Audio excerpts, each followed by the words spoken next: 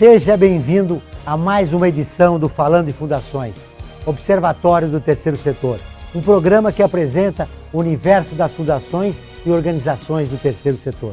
Aqui você acompanha o trabalho das entidades e entende o que está acontecendo. Quem são os personagens que constroem esse alicerce de cidadania e cooperação entre sociedade, pessoas, governo e iniciativa privada. Eu sou Joel Scala e vamos estar juntos toda semana. Esperamos você aqui, participando e ajudando na construção de uma sociedade mais justa e solidária. O Falando em Fundações está começando.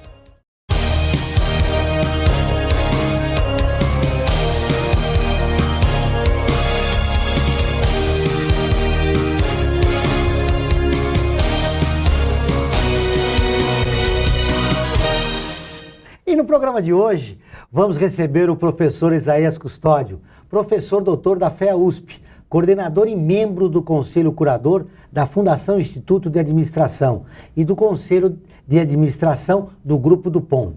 O professor Isaías também exerceu vários cargos executivos em empresas públicas e privadas e hoje acumula o cargo de vice-diretor da Orquestra Sinfônica da USP. Professor Isaías, muito obrigado por aceitar o nosso convite. É um prazer muito grande estar aqui no seu programa mais uma vez, Joel. E acho que esse Falando em Fundações tem uma relevância muito grande em mostrar o terceiro setor, dar aquela transparência que o terceiro setor merece para que a sociedade como um todo conheça melhor essa função vital de suplementação à função do Estado. Falando em transparência, nós tivemos a eleição agora do presidente do Senado e do presidente da Câmara. E observou-se na imprensa críticas a respeito dos dois personagens que foram eleitos para as duas casas. Como é que o senhor vê essas críticas e o problema que é grave da democracia representativa aqui no Brasil? A questão da democracia diz... eu não me lembro quem que citou, ela é dos regimes, né? Ele, apesar de todos os defeitos, ele é o melhor, ainda que o homem foi capaz de construir. A sociedade não é formada por anjos, né? Desde os tempos imemoriais, né? Se assim fosse, nós não teríamos esses códigos morais que a Bíblia é um livro religioso e ao mesmo tempo um código moral e outros mais que se acredita da qual a Bíblia tenha sido derivada. Eu estou falando a Bíblia, poderia ser o Alcorão, todos eles têm uma regra de ouro, né? Básica, que você não fazer ao outro aquilo que você não quer que seja prejudicial a você. Então, como não são formados de anjos, mas são formados de arranjos, de acordos, de interesses, todo parlamento, qualquer que seja ele, né, vai ter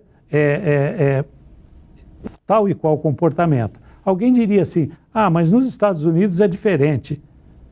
Mentira, eu afirmo, mentira. Nessa eleição presidencial nunca correu tanto dinheiro de empresários de Las Vegas botando milhões e milhões na campanha para eleger o outro candidato republicano. Falando nisso, agora nos Estados Unidos, o problema das armas, que 52% da população querem mudar a lei, mas há um lobby grande, né? Sim, o Rifle National Association. Por quê? Porque na raiz da história do país, a liberdade individual é fundamental. Então você pode matar alguém, é questão do direito de propriedade. Se o cara entrar na sua casa por nada, não tiver mandado judicial, você pode botar fogo nele, entendeu? Assim, o individualismo. Obviamente, o que aconteceu? Você tem um país extremamente armado, lembra do filme Tiros em Columbine, né? E quando comparado com o Canadá, você fala assim, vizinho, e não acontece isso. Enfim, lá você tem um lobby muito forte da indústria armamentista, porque é a natureza. Aí você compara, fala, bom, vamos comparar com o Brasil, né? No Brasil, a população, por desinformação, por falta de esclarecimento, votou contra a proibição de armas. A população brasileira E aí você vai dizer, o governo é culpado, né? A população brasileira votou contra você considerar crime o porte de arma. É uma coisa grave. Grave. Agora, no caso aqui do Brasil... Aí você vai culpar o Congresso? Claro, o Congresso, poderia ter sido assim ou assado.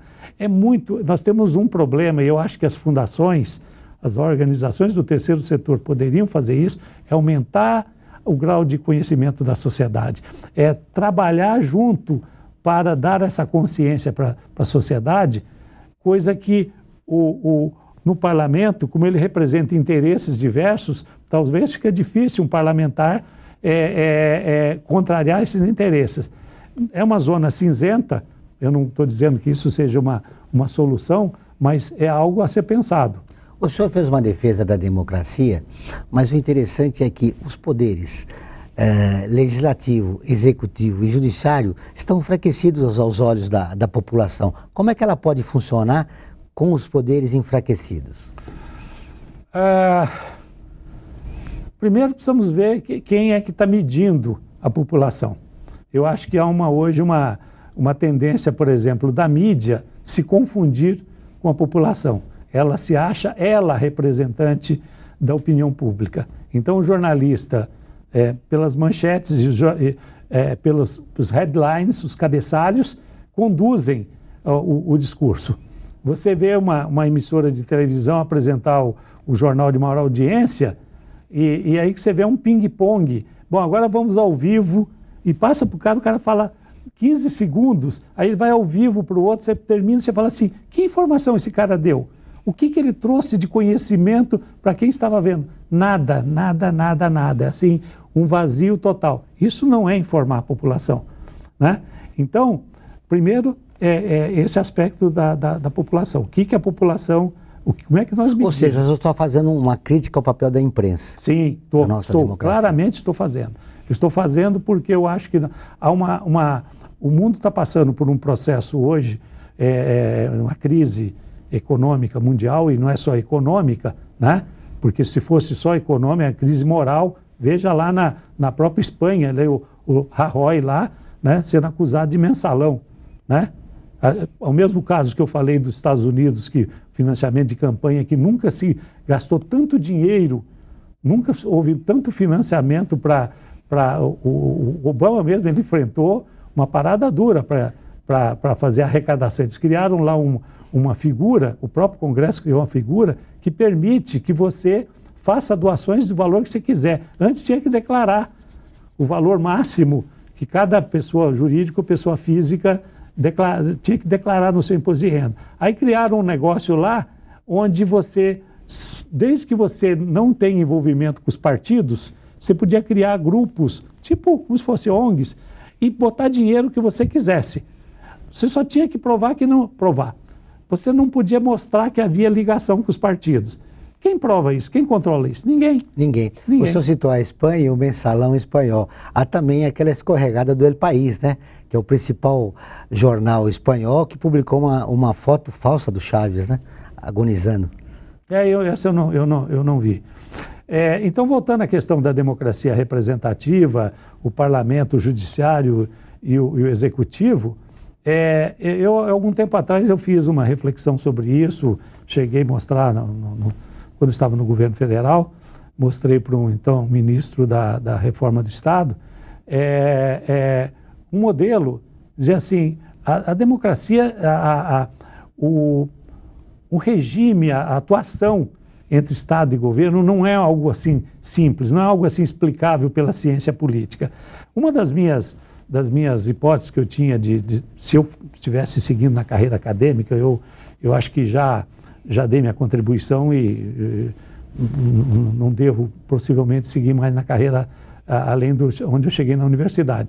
Mas é exatamente uma reflexão sobre o Estado, o governo, a sociedade e a administração pública. Professor, eu quero saber detalhes dessa sua reflexão logo depois do nosso intervalo.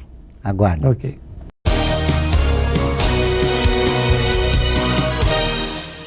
Fundada em 1964, a Fundação Carlos Chagas foi a primeira a unificar as provas de vestibulares de medicina.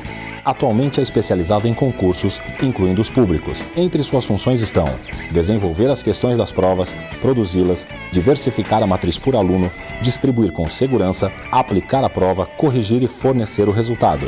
Atende cerca de 1 milhão de candidatos por ano. Conheça detalhadamente o trabalho da Fundação acessando o site www.fcc.org.br.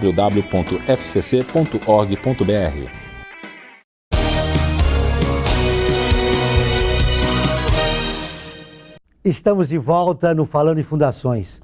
Continuando o que falamos, professor Isaías, o senhor fez uma reflexão entre Estado e governo. Há uma confusão sobre isso, né? Eu acho, Joel, que há uma confusão. Não é fácil distinguir, de fato. O Estado é uma abstração jurídica. O Estado é uma abstração jurídica que define um território, você pode incluir um espaço geográfico, uma língua, né, fronteiras físicas, né, que delimitam. Mas ela é uma abstração jurídica e, sobretudo, uma abstração constitucional.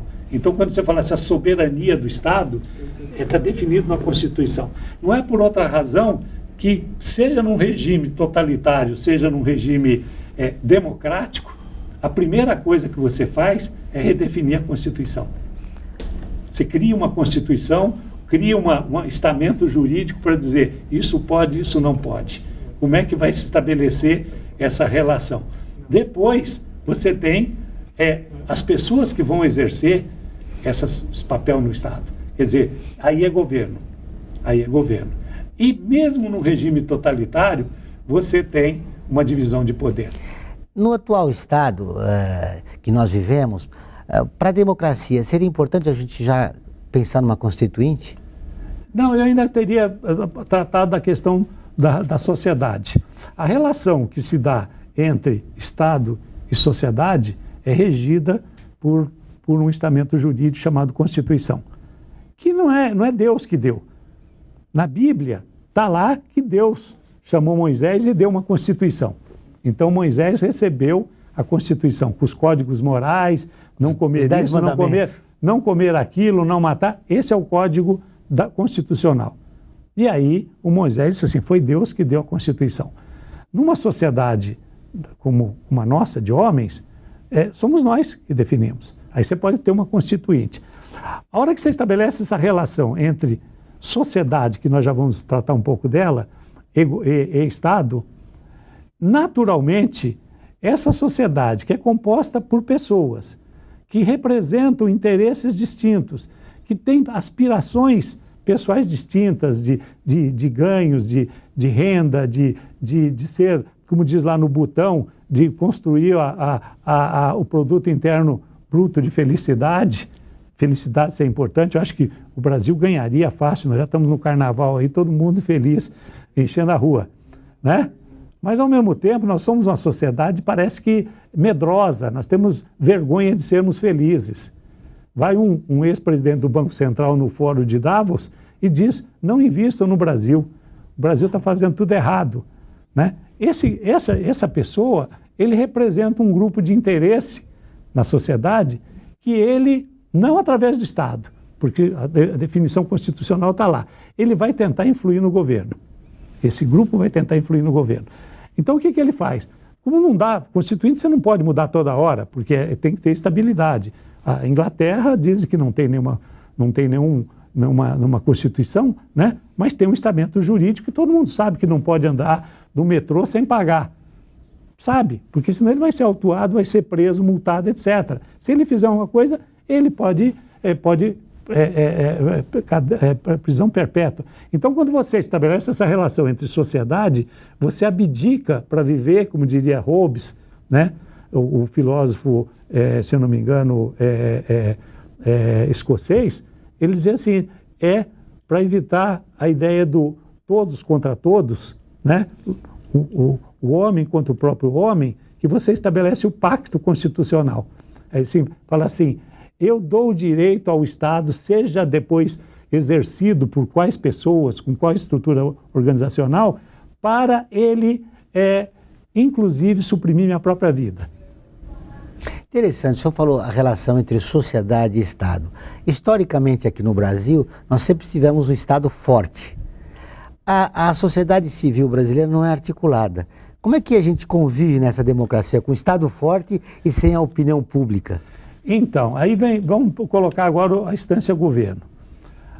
Se o Estado é uma abstração jurídica, representada por uma Constituição, o governo é uma representação política. E aí vem, então, o aprendizado com os gregos.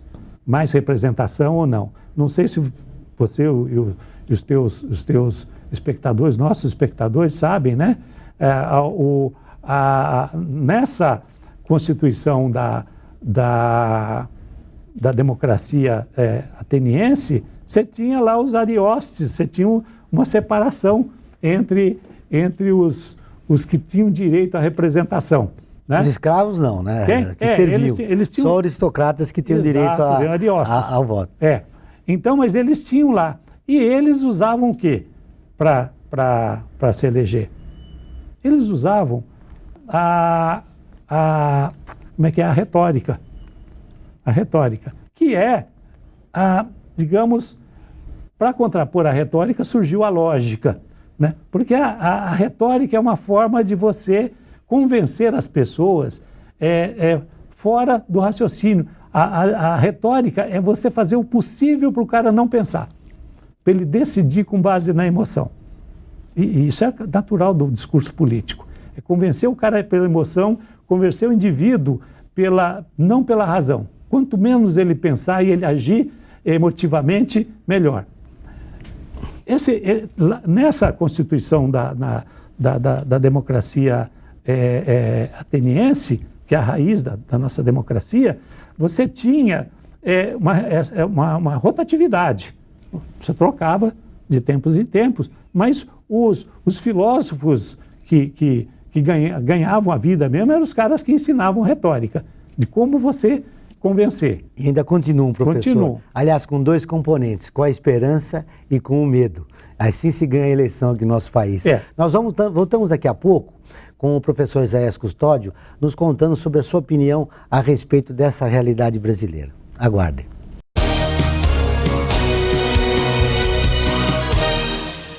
Fundada em 1964, a Fundação Carlos Chagas foi a primeira a unificar as provas de vestibulares de medicina. Atualmente é especializada em concursos, incluindo os públicos. Entre suas funções estão desenvolver as questões das provas, produzi-las, diversificar a matriz por aluno, distribuir com segurança, aplicar a prova, corrigir e fornecer o resultado. Atende cerca de 1 milhão de candidatos por ano. Conheça detalhadamente o trabalho da Fundação acessando o site www.fcc.org.br.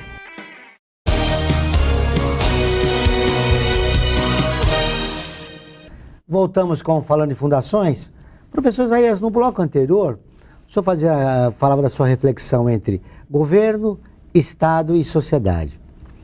Quando Estado, sociedade e governo. Governo e depois gestão pública. E gestão pública. Que é oferta de serviços do Estado. Quando nós teremos uma sociedade forte diante desse autoritarismo do governo e do Estado?